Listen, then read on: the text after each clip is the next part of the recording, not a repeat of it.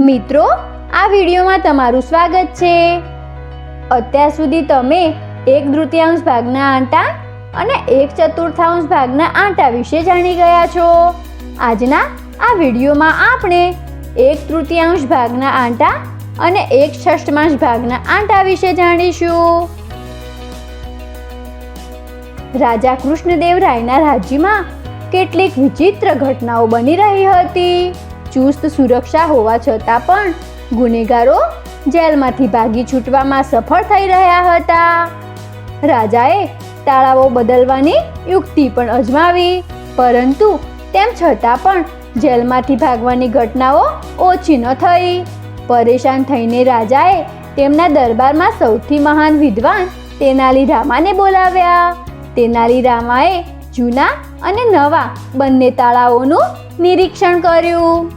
નિરીક્ષણ કર્યા પછી તેમણે જેલરને પૂછ્યું, શું તમે તાળાઓને દિવસમાં ઘણીવાર ખોલો છો? હા, અમારે જેલને દિવસમાં ઘણીવાર ખોલવી પડે છે। તેનાલી રામા હસ્યા અને તેમણે જેલરને કંઈ કહ્યું અને પછી બંને તાળાઓ પર કેટલાક સંકેતો અંકિત કર્યા અને રાજા પાસે પાછા આવી ગયા।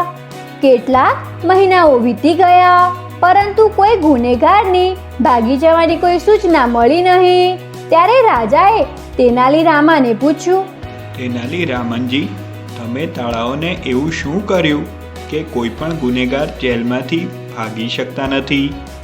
મહારાજ, મેં પહેલા બંને તાળાઓને ધ્યાનથી જોયા। પહેલા તાળાનો આકાર કંઈક આવા પ્રકારનો હતો। તેને 1/3 ભાગમાં ફેરવતા તે પહેલા જેવું જ દેખાતું હતું। પ્રિય બાળકો, આવો આપણે એકવાર તેનાલી રામાની ચતુરાઈને સમજીએ। આ ચિત્રને જુઓ, તેને 1/6 ફેરવીને જોઈએ। તેવું કરવા માટે આપણે સૌથી પહેલા તેને 6 રેખાઓથી કેન્દ્ર એટલે કે સેન્ટરમાંથી 6 બરાબર ભાગોમાં વહેંચી દઈએ। તમે જોઈ શકો છો કે ચિત્રના કેન્દ્રથી 6 રેખાઓ નીકળી છે।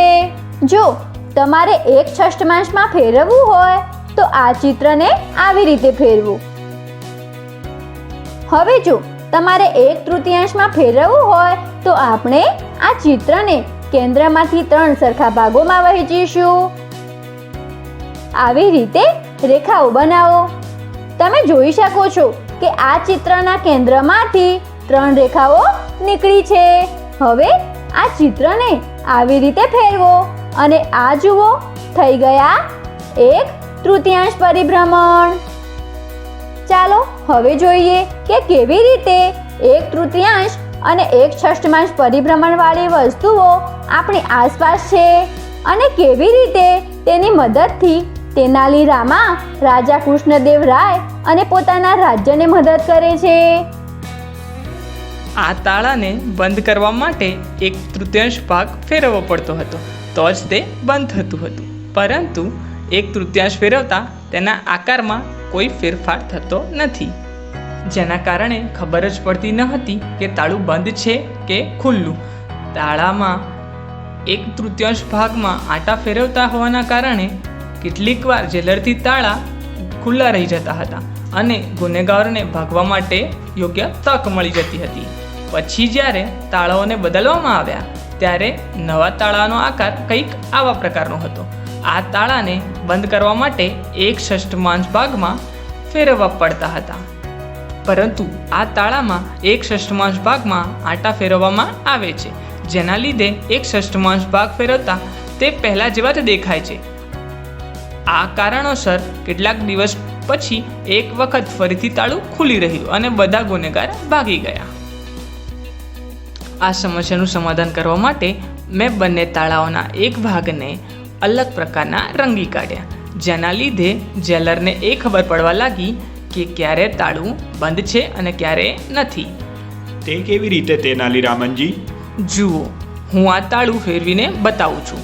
હાલ તે ખુલ્લું છે અને હવે તેને આ રીતે ફેરવવાથી તે બંધ છે। અરે હા તેનાલી રામનજી, હવે હું જોઈ શકું છું કે તે એકવાર ફરી ગયું છે। મને તમારી યુક્તિ સમજાઈ ગઈ છે।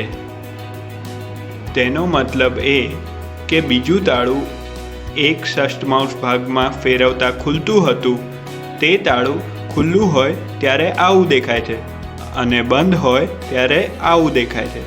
મને તમારી બુદ્ધિ પર ગર્વ છે તેનાલી રામનજી.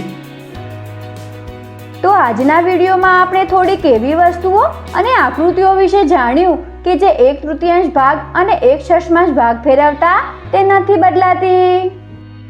એવી આકૃતિઓ અને વસ્તુઓ જેનો 1/3 ભાગ ફેરવતા બિલકુલ પહેલા જેવી જ લાગે છે.